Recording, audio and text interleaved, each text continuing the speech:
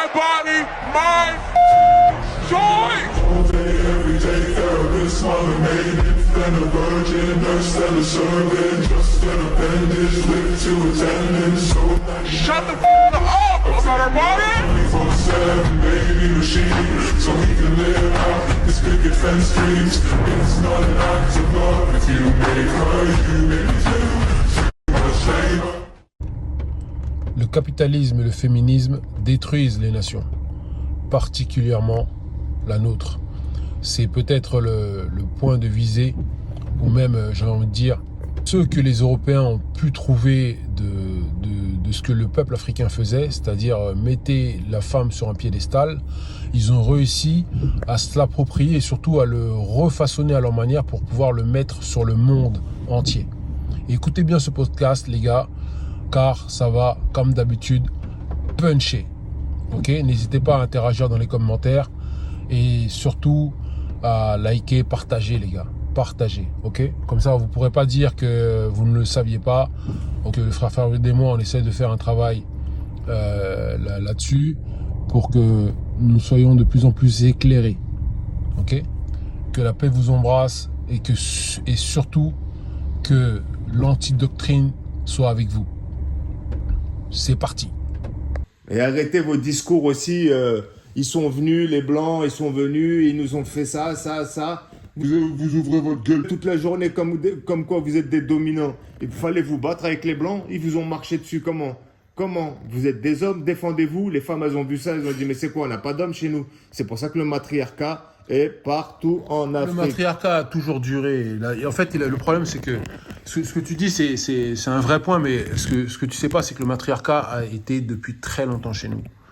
Et ça, au fur et à mesure des millénaires, sur au moins 3-4 millénaires, tu finis par t'affaiblir en tant qu'homme. Oui, mais de plus en plus d'hommes noirs, d'hommes maghrébins se sont instruits par rapport à avant. Ouais. C'est-à-dire qu'ils ont pris un niveau de conscience et pour les remettre comme à l'époque et au début du matriarcat, on a mis ce système diabolique en place, c'est vrai. qui est efficace comme personne.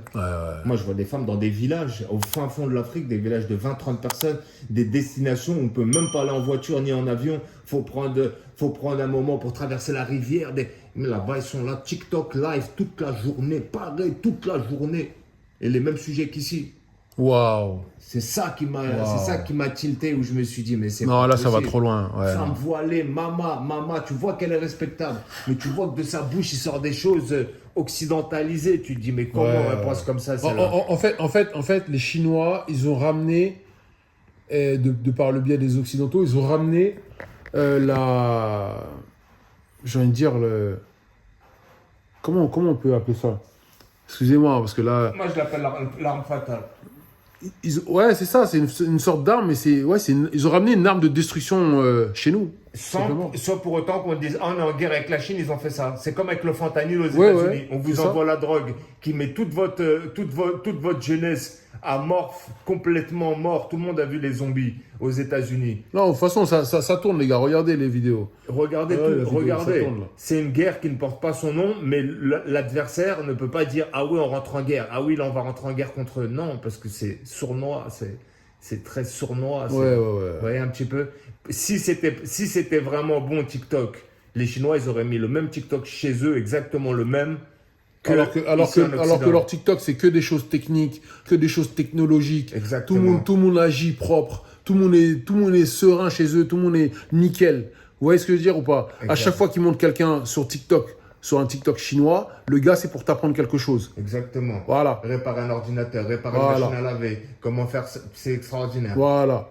Homme comme femme. Donc là, nous, on est là. Par contre, tu regardes un TikTok africain, c'est que des boulards et des boulards toute la journée. C'est que ça. C'est que ça. Donc, il y a un moment donné, les gars, il faut stop. Franchement, stop. Et encore une fois, les femmes, arrêtez de jouer les mères seules.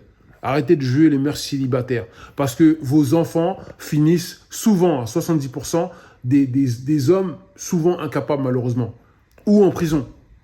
D'accord? C'est ce qui se passe d'ailleurs aux États-Unis. Et eux, aujourd'hui, même en France. C'est-à-dire que, par exemple, juste pour citer le petit jeune, le jeune Naël, il n'avait pas de présence paternelle.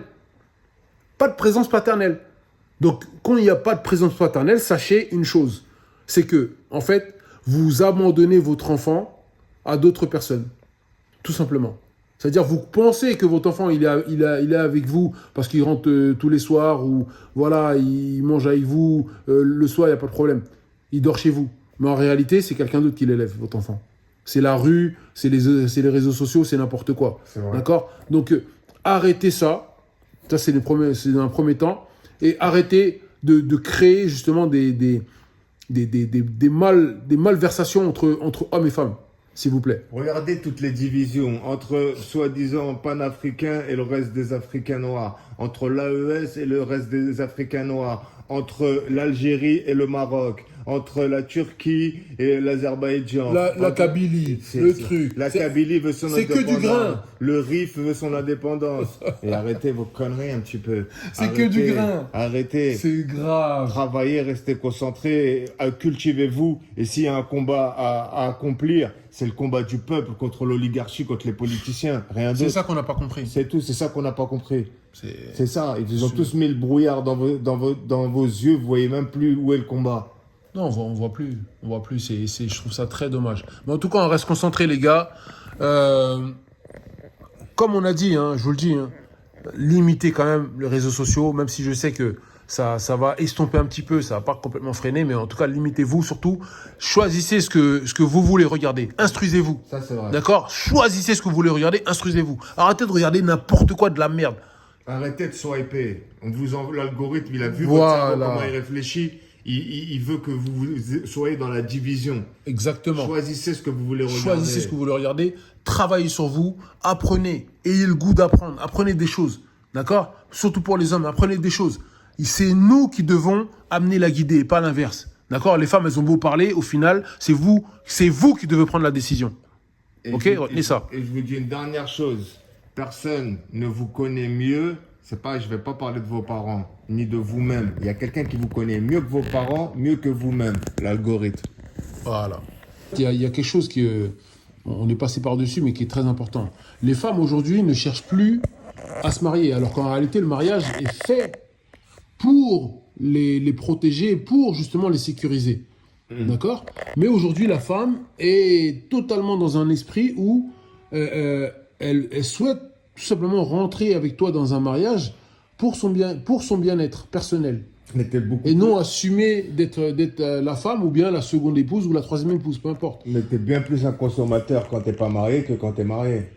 Quand tu es marié, tu vas aux priorités, tu dis faut garder pour la fin du mois, faut faire attention pour les enfants, faut acheter la poussette, faut acheter les couches. Donc ça te restreint. Mais quand tu es célibataire, c'est pour ça qu'on voit que tout vient de là-haut.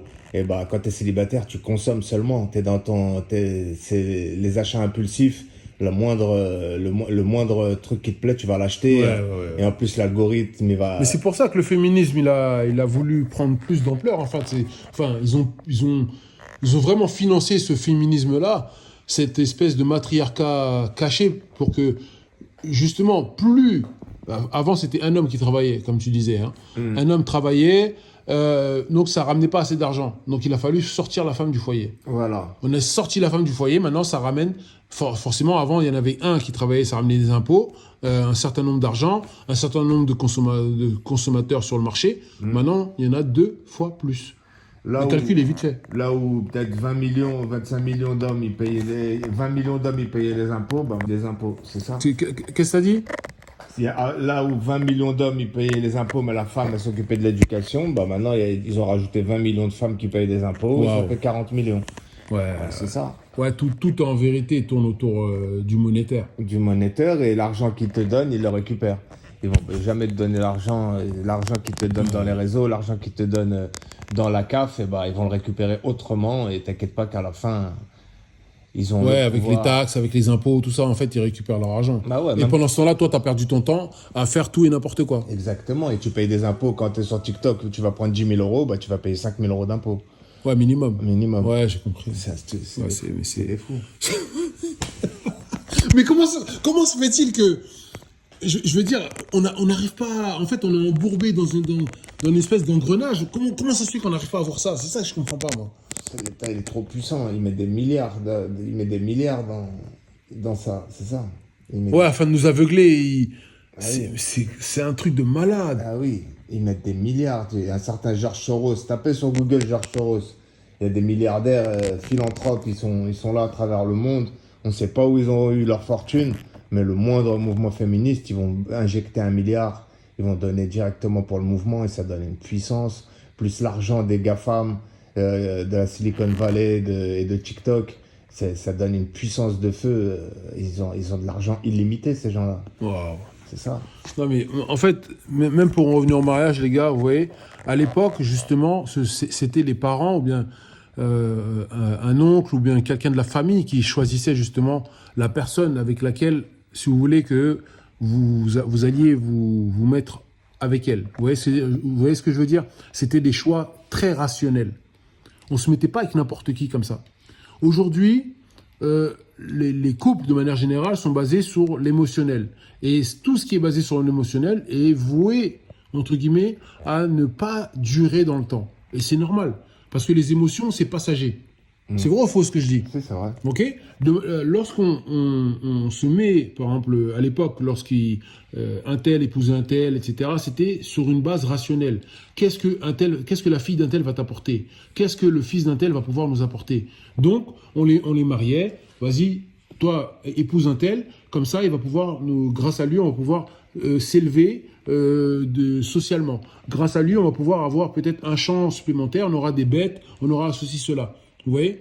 Et ça, c'est quelque chose qui se faisait même, je veux dire, dans les pays occidentaux, jusqu'à très tard. Ok? On se mariait pas comme ça avec le premier venu ou parce qu'on était amoureuse, entre guillemets. D'accord? L'amour, oui, si vous voulez, ça compte d'apprécier la personne. Mais si vous voulez, l'amour se crée au fur et à mesure du temps que vous passez avec la personne. Au début, on se met avec une personne. Et on se met avec une personne de manière rationnelle. C'est la raison. C'est la raison. L'amour, l'émotion. C'est la raison qui prime. Et c'est ça que justement, tous les trucs Disney, tout ça, ont essayé et même on finit par nous faire effacer. La raison. Ouais, vous voyez? Aujourd'hui, c'est les contes de fées. Tant que la femme n'est pas dans son conte de fées, ben en fait, non, elle peut pas épouser un homme qui est en train justement de se construire, qui est en train de se bâtir. Ok? Elle veut pas. Elle veut un homme déjà fini, avec millions, avec tout ce que tu veux. Mais c'est cet homme-là. Mais qu'est-ce que tu crois qu'il attend d'une femme? Et au pire, si elle s'entend pas avec les hommes et qu'elle ne trouve pas chaussure à son pied, elle peut se marier avec une femme. Il n'y a pas de problème. Et ouais, aller voir les banques de sperme ou je sais pas quoi là, les trucs. Moi, je comprends pas moi ces trucs-là. Franchement, même les mecs qui vont donner leur sperme, tout ça, les gars, arrêtez ça, c'est des conneries, arrêtez ça. Et franchement, pour vraiment illustrer tout ça, ne vous mariez pas avec des gens, si vous voulez, s'il n'y a pas une réelle raison. Si c'est que l'amour, ne vous mariez pas avec la personne. Simplement. Ça passera l'amour. Voilà, l'amour ça finira par vous passer au bout de 3-4 ans, ça passera. Mais cherchez quelque chose de rationnel. Pourquoi devrais-je être avec cette personne-là? Et c'est là que finalement, vous allez voir que peut-être elle n'est pas belle comme je voudrais qu'elle soit, peut-être qu'elle n'est pas aussi grande que je voudrais qu'elle soit, parce que vous voulez toutes des gens d'1m80, 90, 2 mètres, mais c'est pas comme ça. Ok? Il y a des gens qui sont très bien et qui sauront justement vous combler au maximum. Donc, faites attention à ça, les mesdames. C'était vraiment un conseil, en tout cas, de ma part. Donc, voilà. Farid? Ouais, bah franchement, je pense qu'on a fait le tour du sujet. Parle-moi de ce faux pouvoir là que tu me disais tantôt. Ouais, le pouvoir, les femmes avec les décisions politiques, elles ont pris le dessus sur les hommes et... le dessus psychologique et tout ça. Le dessus psychologique et quelque part elle se sent rassurée parce que si elle divorce, c'est elle qui aura les enfants, si elle divorce, c'est elle qui aura la maison.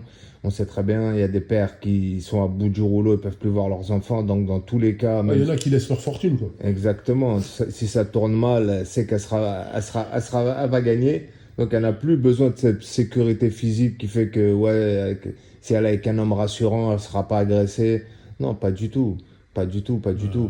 L'homme, maintenant, il passe au deuxième rang et c'est la femme qui a le pouvoir. Ça, faut le dire clair, net et précis. Mais c'est un pouvoir masqué, je trouve, parce que c'est un pouvoir, si tu veux, qui n'est pas réel.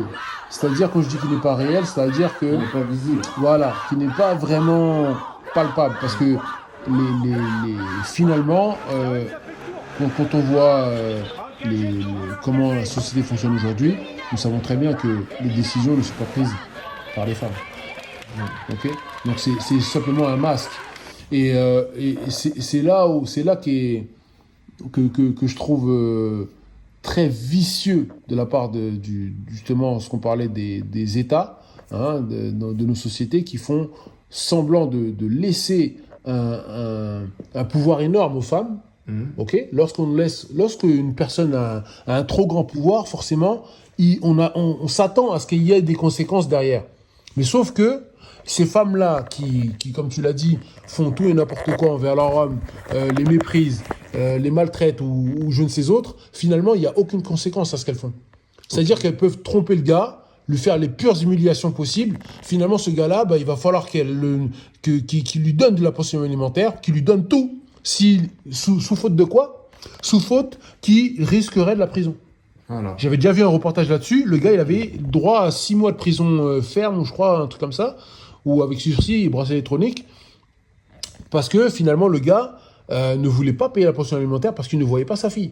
Il y a énormément de cas comme ça. Énormément. Oui, bien sûr, ce n'est pas un cas isolé. Va jusqu'au suicide. Et les femmes, souvent, en plus, il y a beaucoup de femmes, ce sont des juges maintenant. Je trouve que, quelque part, on leur a donné un pouvoir qui est trop grand pour elles, je pense. Tu vois ? Et c'est un pouvoir qui est compliqué à ajuster pour elles. Pourquoi ? Parce qu'en fait, les femmes ne sont pas faites pour guider. Et lorsqu'on donne des pouvoirs comme ceux qu'elles ont, elles n'ont pas la rationalité nécessaire pour être justes. Mais ils le savent très bien. C'est comme quoi c'est contrôlé par la politique. Ils le savent très bien. Oui. Sinon, aux États-Unis et en France, depuis toutes ces années, depuis les indépendances, ils auraient arrêté ça. Non, on aurait une femme présidente. Ça ne se passera jamais aux États-Unis ni en France, jamais de la vie. Si elles avaient le réel, si elles avaient le réel pouvoir. Ah, tu vas tuer. Si elles avaient le réel pouvoir, on les mettrait là-haut dans le pouvoir, on les mettrait au poste de président, mais c'est hors de question. Ouais, quasiment tous les Européens. On leur fait croire. C'est comme la reine d'Angleterre, toutes ces conneries là. Oui, c'est des conneries. C'est des conneries. On leur donne pas, on leur mascarade. C'est comme l'LGBT, on leur fait croire mais ils en ont rien à foutre. Ouais, j'ai compris. Ils contrôlent, c'est juste on leur fait croire. Waouh.